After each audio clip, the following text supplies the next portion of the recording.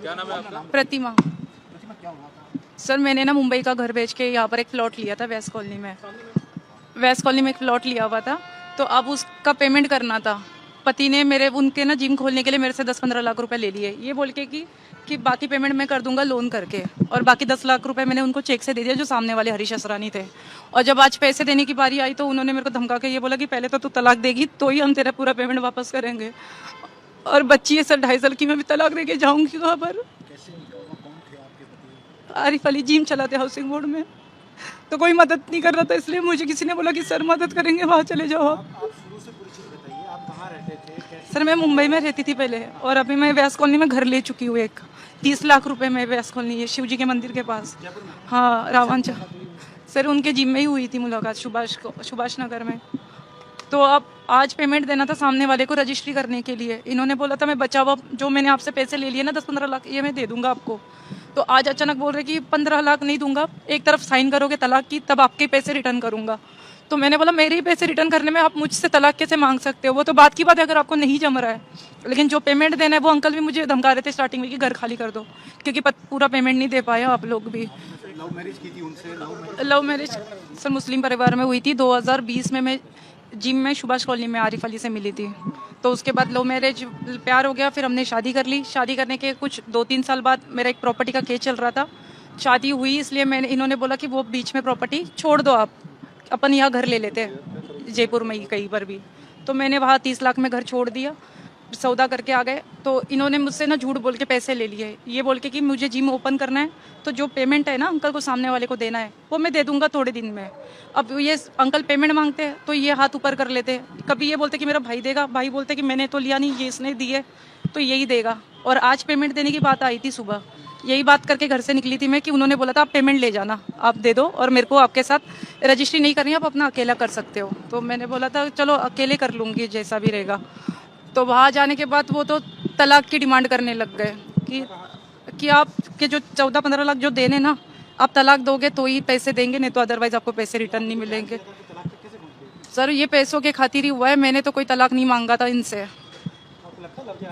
Sir लग ही रहा है लव जिहाद है, पूरे पैसे ले लिए, मेरा धर्म परिवर्तन कर लिया। इनके कहने से मैंने नमाज स्टार्ट कर दी, रोजे रखने स्टार्ट कर दिए, और बुरखा भी पिनाने बोला। मैंने कोई बात नहीं, इसकी भी हरगिज़ नहीं करी कि कोई बात नहीं, उनके धर्म में जैसे रहते हैं वैसे रहूंगी। लेकिन उसके बाद भी अगर मेरे पैसे लेने के बाद मुझे इतना मजबूर करेंगे, मेरी ना ये डेंगू का इलाज चल रहा है, मेरे पास सारे रिपोर्ट पड़े, कल तक के रिपोर्ट सारे पड़े, उसमें भी कोई खर्चा नहीं देते।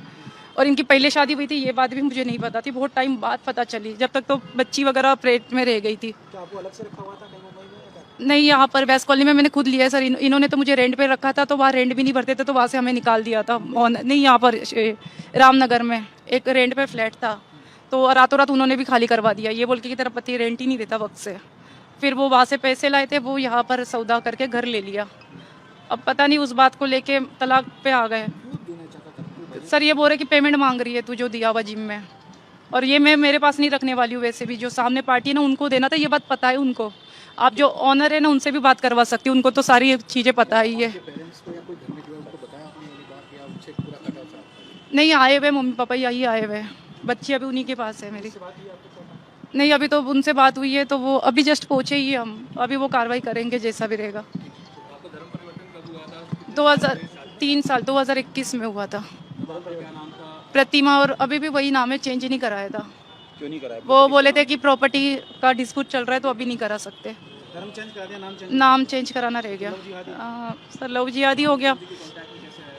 हाँ सर मैंने ना वो गूगल से नंबर निकाला था, और कोई जानकार है मेरे, तो मैंने उनको बताया था कि ऐसे ऐसे नंबर है। पुलिस वाले स्टार्टिंग में जब गई थी शास्त्री नगर, तो उन्होंने मना कर दिया था कि ये हम नहीं कर सकते करके, तो आप तो जाओ, कोर्ट का मामला है, कोर्ट में जाओ। तो किसी जानकार ने बोला था कि कोई विधायक है तो उनके पास जाओ, हो सकता है आपकी सुनवाई हो जाए। हाँ सर जानते थे मुस्लिम है, लेकिन ये नहीं बोला था कि आपको भी मुस्लिम बनना है, ऐसी कोई बात ही नहीं हुई थी। हाँ बाद में फिर मुस्लिम बन गए। फिर मंदिर आज भी है, उन्होंने हटाने बोला था, हमने कभी मंदिर भी नहीं हटाया। सर मैं तो मेरा हक चाहती हूँ, जो उनके वजह से मेरा घर मेरे नाम पे नहीं हो रहा है, और वो तलाक की डिमांड कर रहे हैं। वो तो बात की बात है, जब तलाक आपको नहीं रहना है वो बात है, मैं दे भी दूंगी, लेकिन ऐसे परेशान करके टॉर्चर करके तो कौन करेगा। अब मेरे पैसे मांगने से मुझसे तलाक मांगेंगे तो फिर मैं कहाँ जाऊंगी। और 2.5 साल की बच्ची है, उनको पता है, वो भी बीमार चल रही है, उसकी ब्लीडिंग आती है नाक से। 15 लाख रुपए सर, 10 लाख तो मैं मेन ओनर को दे चुकी हूँ। विषय यह है कि प्रतिमा नाम की बच्ची मराठा है, महाराष्ट्रियन है, मुंबई से है ये। इस बच्ची का लगातार फ़ोन आ रहा था, मेरे सभी फ़ोनों पे संपर्क साध रही थी, मिलने के लिए कह रही थी ये, और अपनी कोई बात और कोई पीड़ा है, समस्या है, तो उस बात को कहने के लिए मिलना है। तो मैंने कार्यालय का इनको संपर्क सूत्र दिया, मैं आप कार्यालय पे आके मिल सकती हैं। और ऐसा नहीं कि ये अकेली एक बच्ची, ऐसी कई बच्चियाँ कई बार पहले भी आ चुकी है, और मुस्लिम बच्चियाँ भी आ चुकी है इस प्रकार की कई बार समस्याएं लेकर। ये बच्ची जब आई, रोने लगी और अपनी बात कही, तो सुनकर बड़ा मन में विचार आया कि हम बहुत समय से बात कह रहे हैं कि इस प्रकार के कई जिहाद चल रहे हैं, उन जिहादों में भोले भाले लोग फंस जाते हैं, और फंसने के बाद में जब वो लुट जाते हैं तो उन्हें एहसास होता है, या फिर वो बोरी में कटे हुए मिलते हैं, या फ्रिज में कटे हुए पाए जाते हैं, या वो किसी रोड किनारे मरे हुए मिलते हैं। ये इस प्रकार के कई जिहाद चल रहे हैं, उस जिहादों में एक प्रकार का जिहाद है। इसकी बात जो समझी और जिसने कहा है, लिखित में दिया है, इसने कहा मुझे मदद चाहिए, मैं काफ़ी समय से मदद मांग रही हूँ, मेरी मदद हो नहीं पा रही।